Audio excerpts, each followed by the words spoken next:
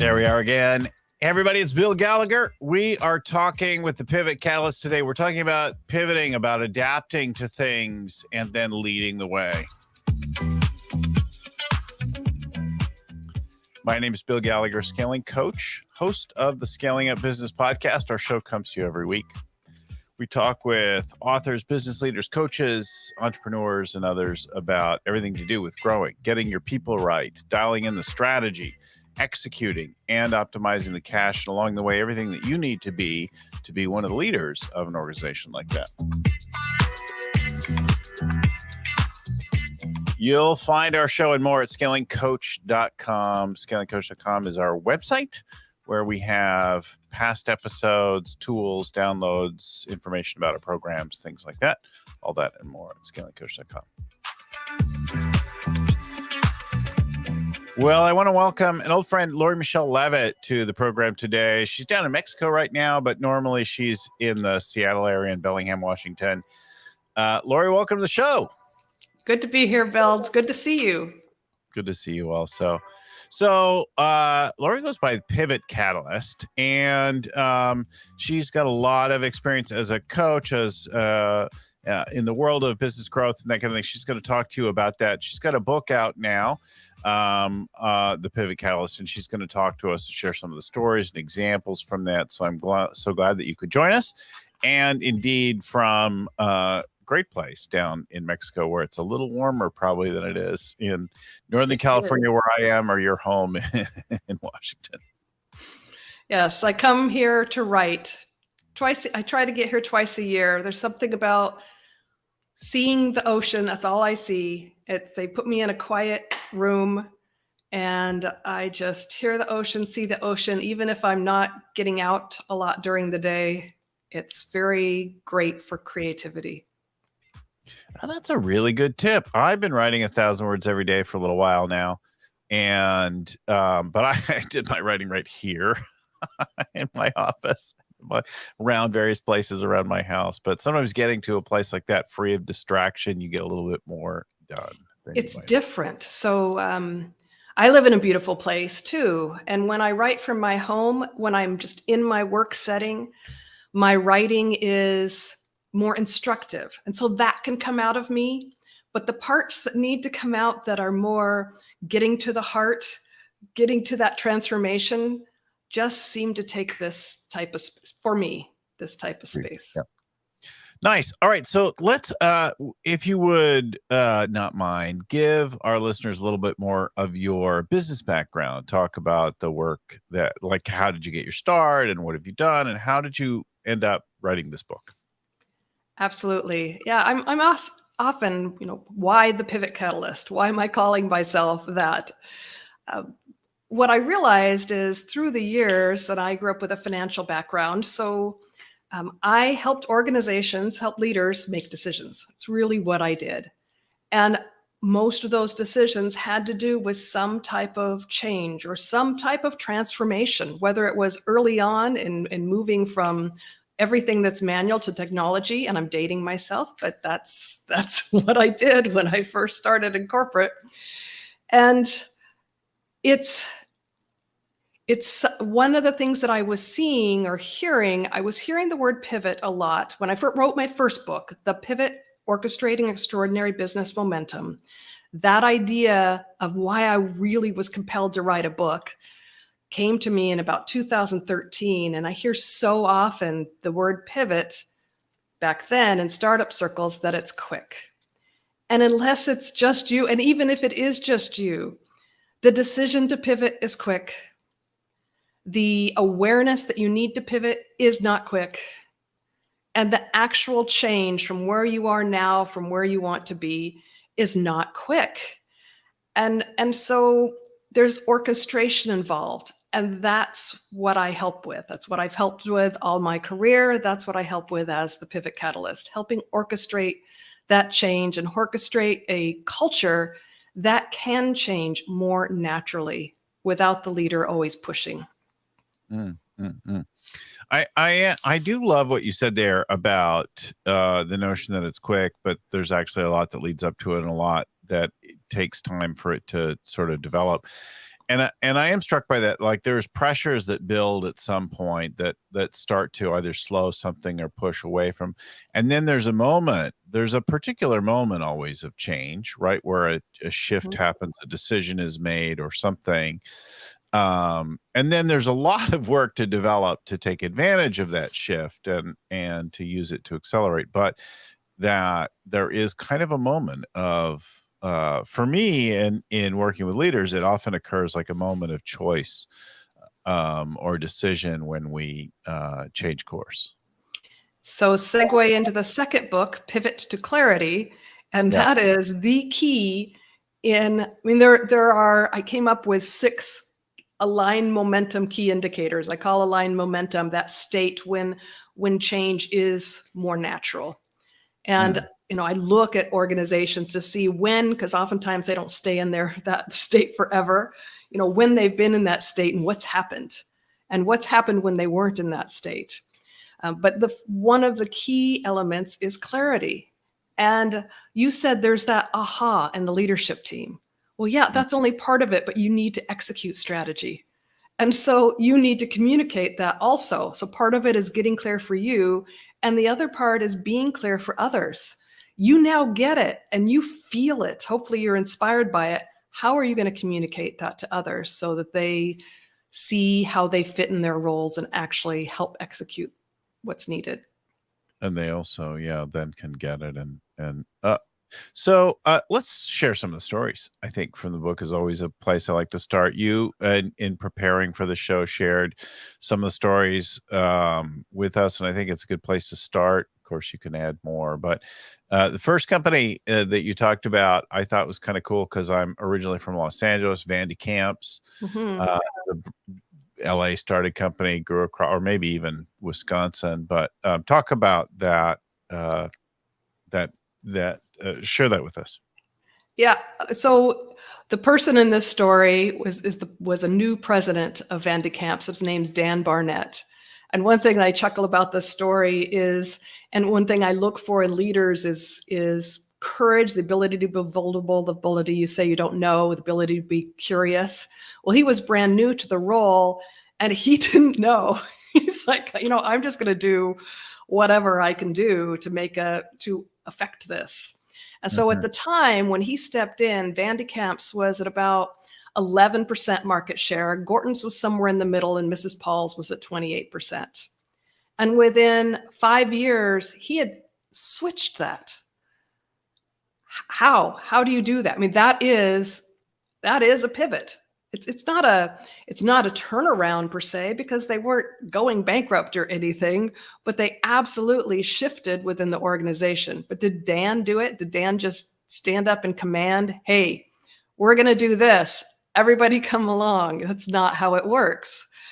And so Dan, first, he based what he was looking at, what would catalyze change, on research. So he did customer-focused research. That's step one. You've got to go through discovery. You as a leader likely do not know entirely what is now. And you have an idea where you want to go. How you are, how you're perceived by others, what's going on in the marketplace. Yes. And what he found through his research is that people want fresh fish, even in frozen fish. And I don't know, Bill, I don't know how old you are, so I don't know if you remember the TV commercial with this woman pushing a shopping cart, and there's this fish flying out of her cart. That was Vandy Camps.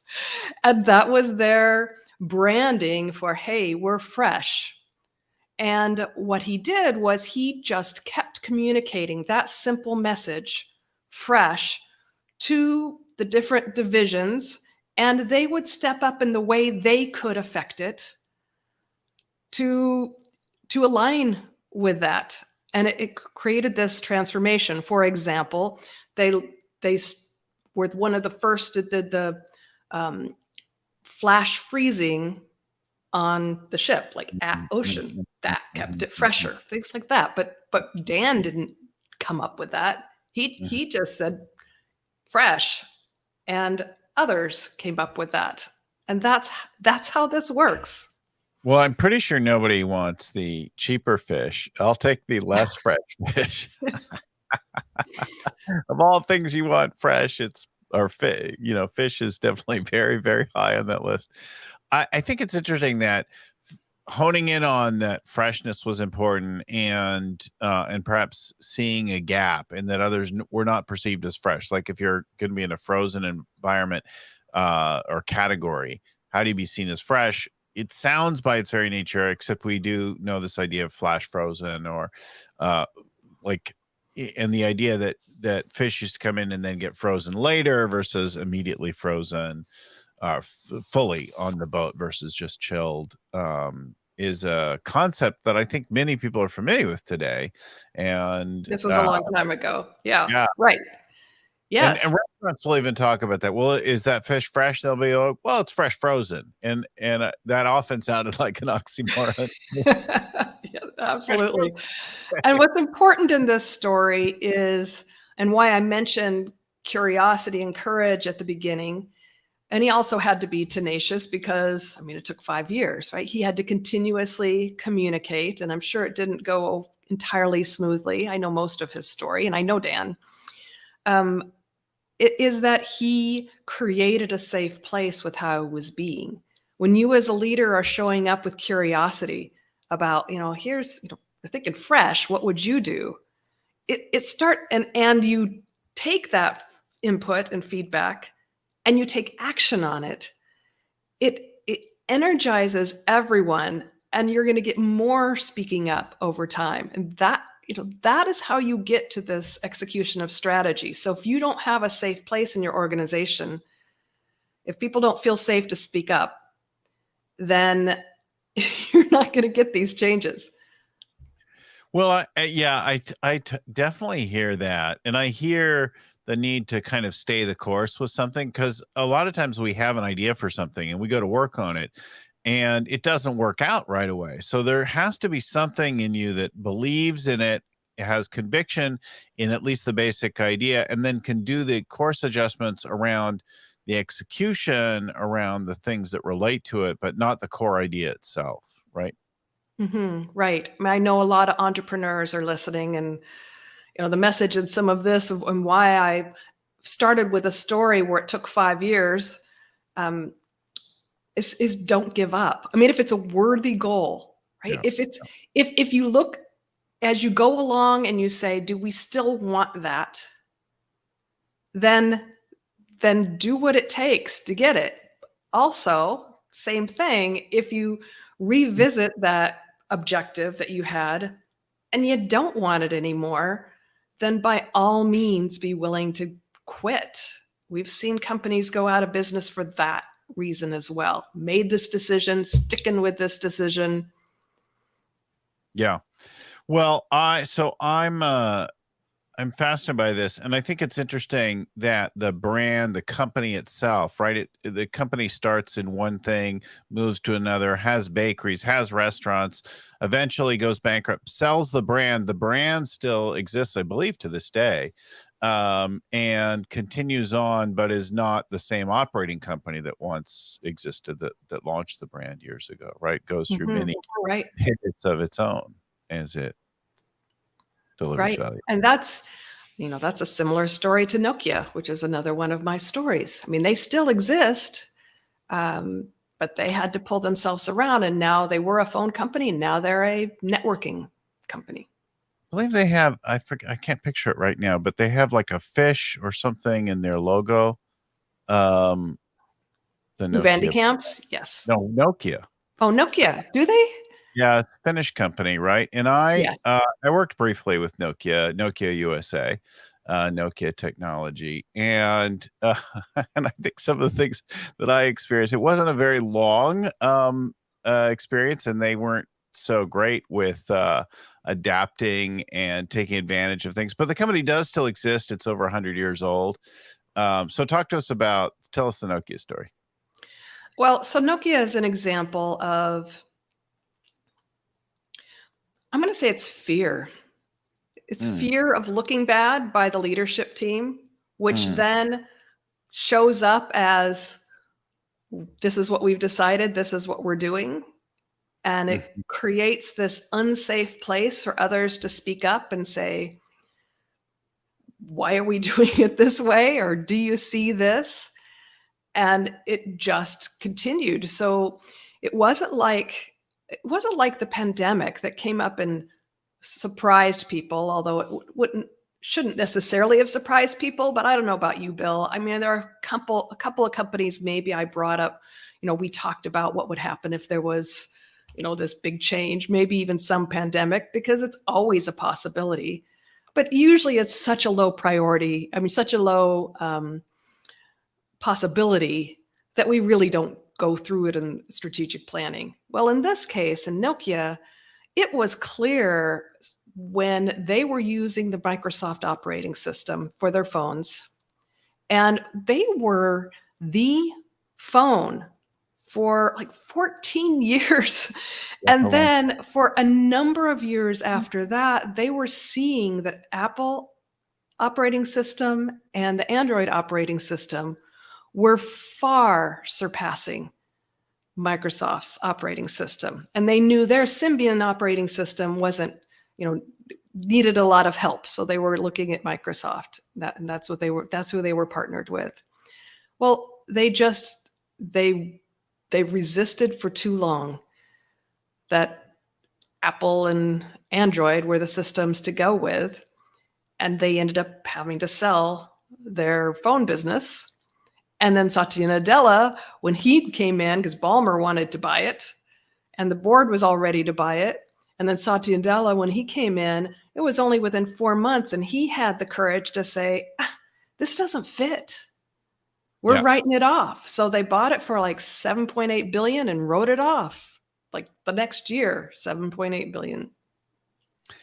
So there's a really like storied long company, and for a while the dominant company, and through their adoption of standards and focus on and definitely a Eurocentric design, very handsome designs in their day, very cool physical product. They bet on the wrong horse and then couldn't change. And I did a workshop with them, a couple meetings and a workshop with them in their San Francisco headquarters.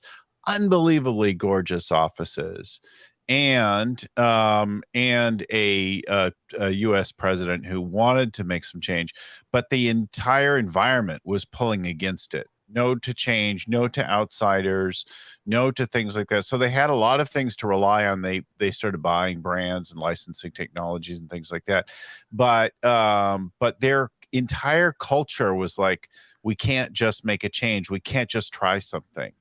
Was fascinating to me and I wonder how long that had been there, who started that kind of excessive cautiousness, because they clearly bet on a wrong horse. And unlike focusing on freshness, right, they picked something very specific within that and then were inflexible. So instead of saying, hey, we're in the business of mobile communications or communication technology or something like that, they said, no, we're in the Symbian business, and then we're in the Microsoft business, and both of those were bad bets. Of course, Microsoft was, if you were in love with Microsoft at its time and believed that it was relevant and dominant forever, and I know a lot of people who did, that you saw that Windows and Microsoft were always going to control things because they'd built that ecosystem up and gotten their foothold in. Of course, they didn't, and it was fully disrupted first with a lot of entrants. I mean, the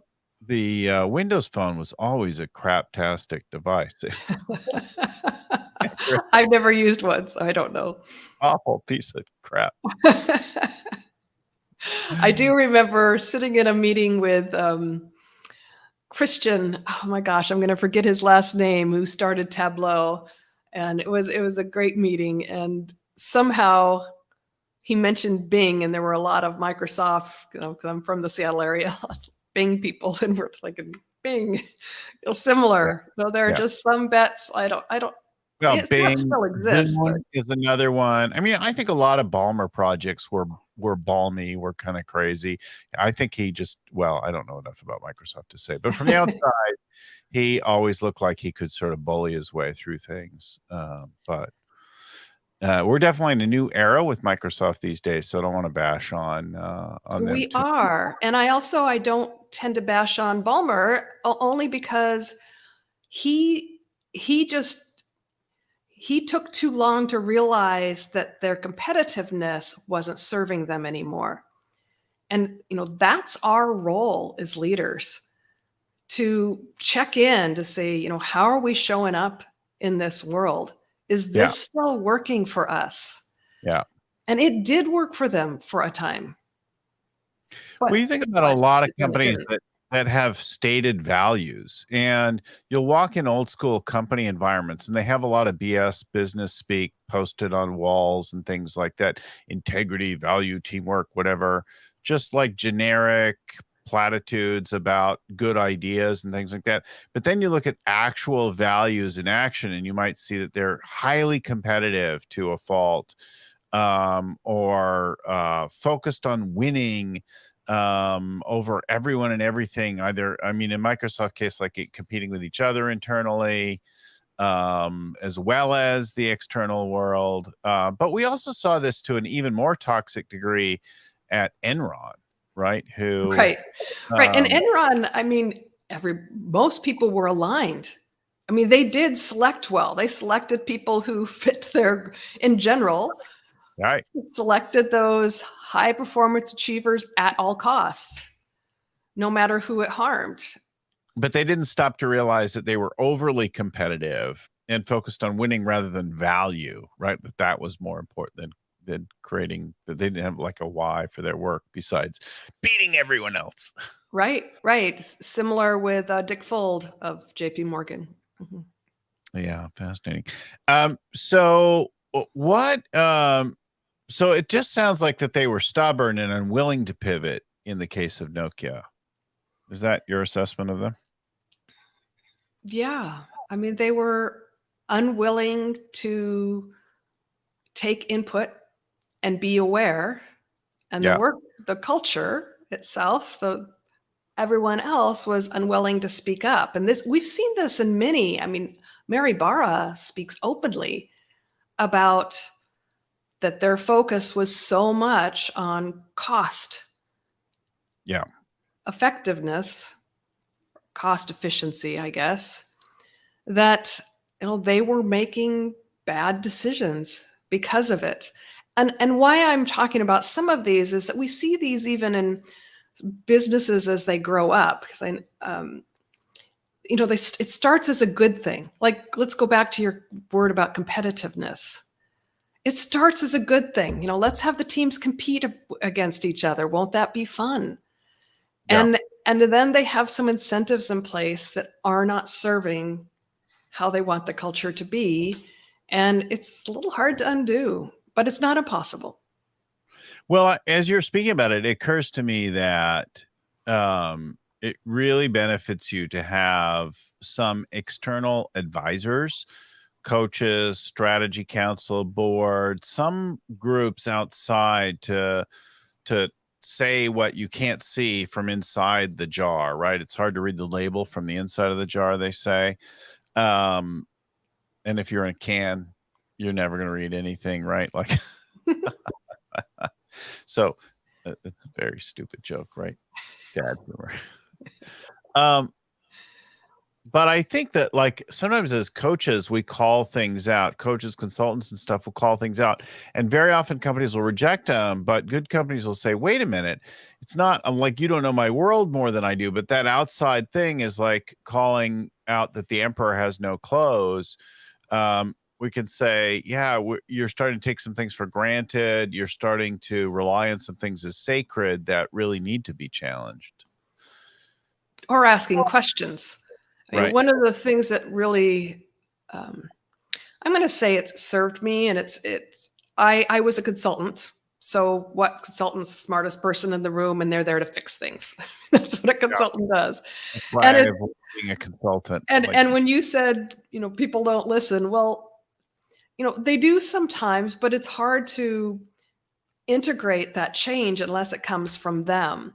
So my personal shift from consulting, and I call myself a performance coach. So I do some consulting. I'm not a therapist. So if they're never going to get to some ideas, I'm going to give them some ideas.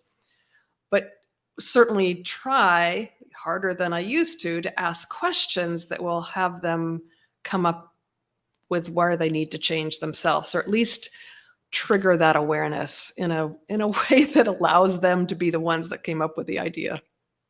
Well, it's a great segue into the third story you shared, because we talk about deeply entrenched, habit-born companies that have changed dramatically, and Mullally at Ford is a good example of that. Why don't you talk about that? And beautiful offices too. My understanding, he writes about that in his book.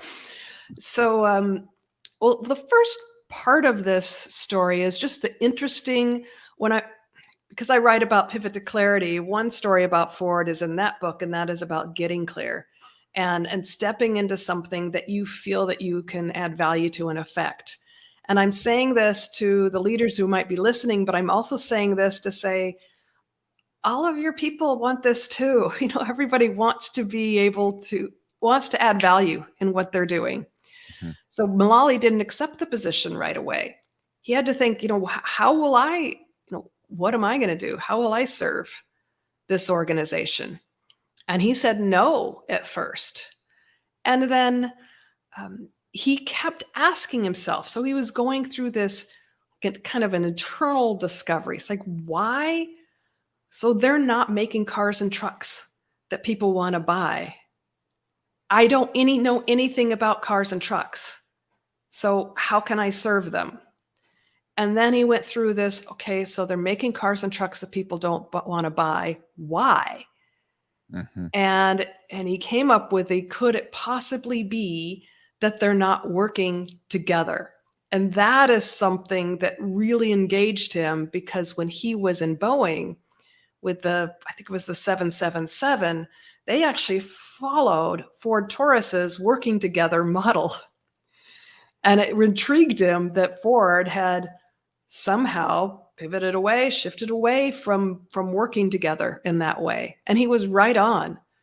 That is their biggest challenge. And I always love to bring up those leaders who have the courage to start with culture. Because as shareholders look at this, it's not quick. It's, they're like, oh, that's not a quick change. Well, when you think about leading as your organization grows in size, you have, when you go from a handful of people to a few hundred people, you still have a great deal of control, even a few thousand.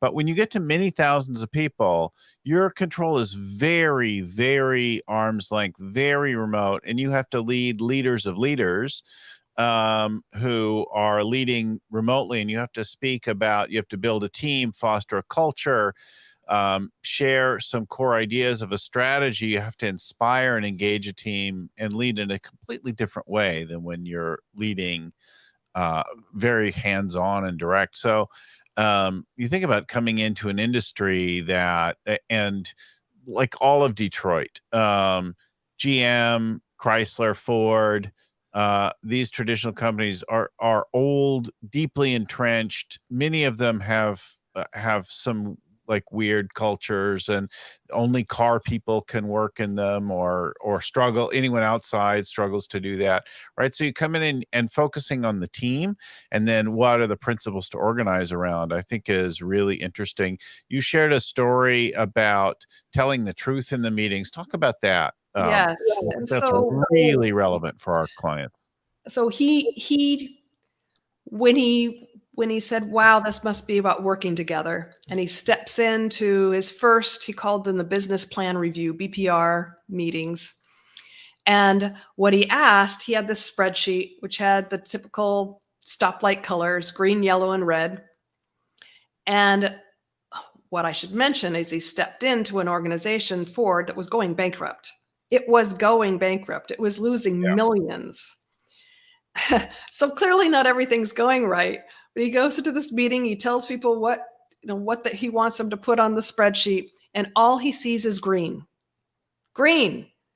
It's like, but the organization is going bankrupt. It can't all be green. And if people aren't familiar with the colors, green means everything's good. Green Progress is good. is what we have expected. Yeah. I think if I hear all green, there's two things going on. One is people are lying, right? Well, I guess three things. One is people are lying, very possibly. Another is we've set our goals too conservatively, right? We're sandbagging It's everything, too easy, yeah. playing safe, right? And the third one though is we're measuring the wrong thing. So we're failing over here, but we have our eye on this. Like, well, lunch is on time. Yeah, exactly. Those are perfect three. So, what did he do?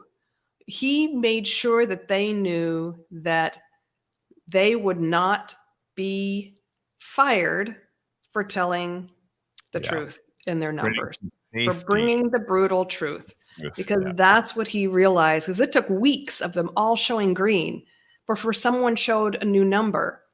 And then Mark Fields, who, at least from Mullally's words and his, is that he only did so because he thought he was going to be fired anyway. So what the heck?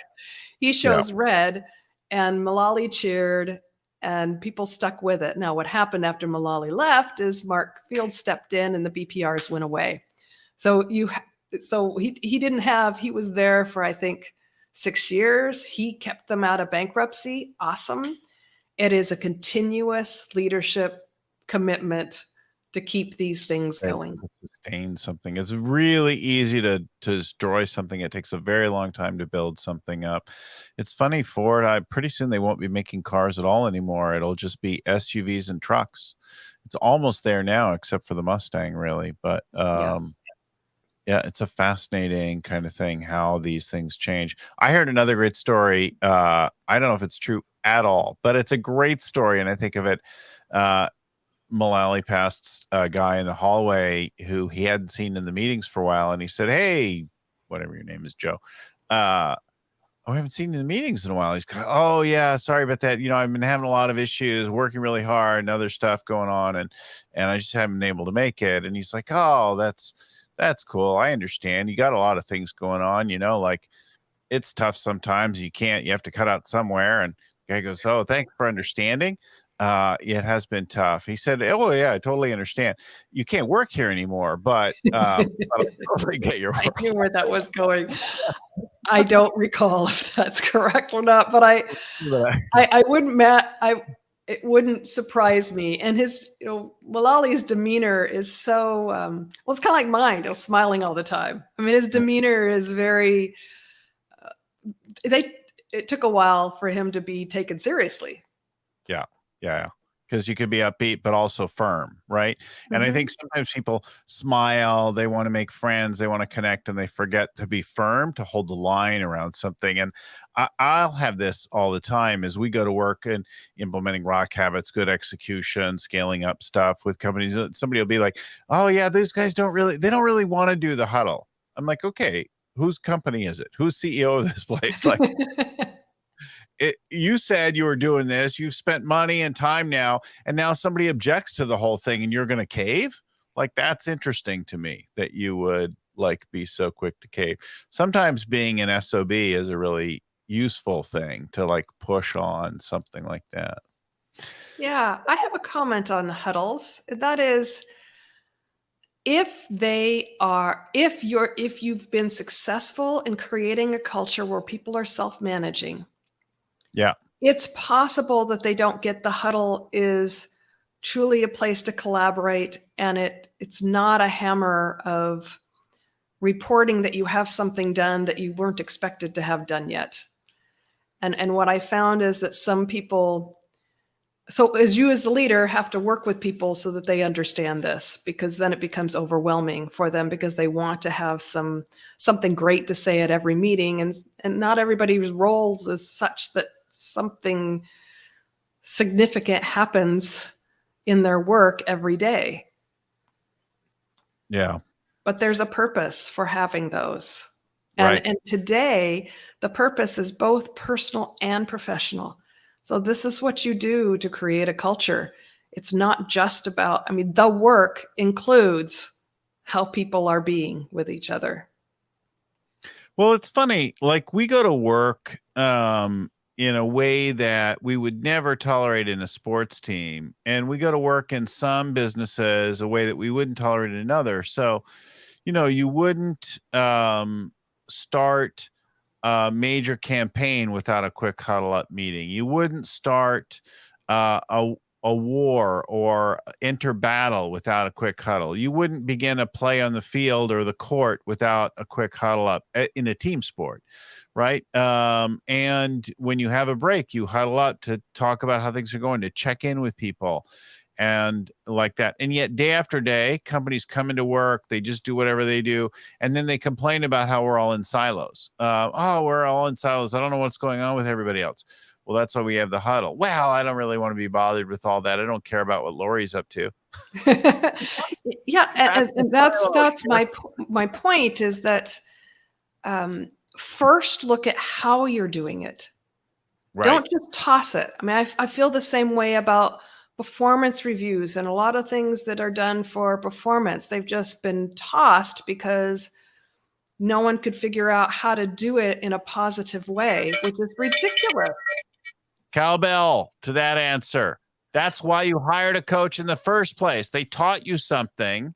Then you went to go do it. It didn't work out. Then the next time you talk to the coach, you go, we abandoned that. No, that's why you have a coach. So you call the coach, the trainer, the whatever, and you say, okay, we tried it. It isn't working. Then the coach gives you some correction, helps you figure out why it isn't working to make it work. The thing works. We know that. Thousands and thousands of companies and teams. It works. It works. It works. It'll work for that. It worked for them. It'll work for you. So then you have to figure out if it doesn't work, why not? You don't just go, well, I tried that serve thing, so it doesn't work. So I'm going to play tennis without a serve. Yeah. Yeah. I mean, we do that all the time. We just abandon it because it's too hard. Yeah. You join the team. You're like, I want to go to the Super Bowl. The coach goes, okay, get out there and run through the tires. And you're like, yeah, I don't really feel the tires. The tires are really not my thing. I don't care what your thing is. We're going to the Super Bowl. This team's going to go. If you want to be on this team, run through the damn tires. Like you have to adopt some of the basics of things and not keep telling yourself that you're special or somehow your path is unique. Like there's some basics that you got to do. True. Well, before we run out of time, what are the main kinds of steps or takeaways from your pivot book? And then I'm going to give people the link to it. Okay. And so the pivot, the first book is the main point of that is that you as a leader are in charge of orchestrating pivots over time. Yeah. And it's a continuous effort to make sure that your organization is ready to change when it's needed so you don't have to push so hard all the time. The other is pivot to clarity. And the message there is to give yourself time. You don't have to come to San Luis del Cabo like I am. It could just be a walk in the park or whatever you need, but give yourself the time to gain the insight that you need to become aware. And then give your people that same time to get clear about what you're trying to say to them. Yeah, really well said. Well, let's put the link up, if you would, Wanda, thepivotcatalyst.com, Lori Michele Leavitt. There's the link in that. We'll put it in the show notes. It's there on the screen if you're watching on video or watching with us live. Thepivotcatalyst.com, Lori Michele Leavitt. Lori, thank you so much for being on the show with us today.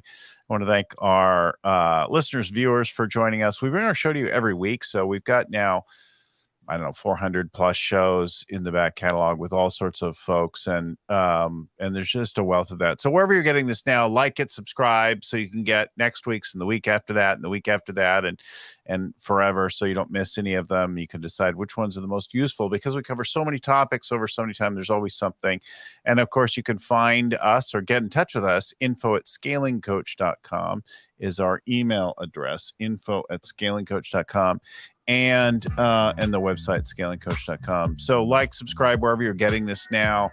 Apple Podcast, iTunes, Stitcher, Spotify, YouTube, LinkedIn, Facebook, Twitter, whatever, what have you.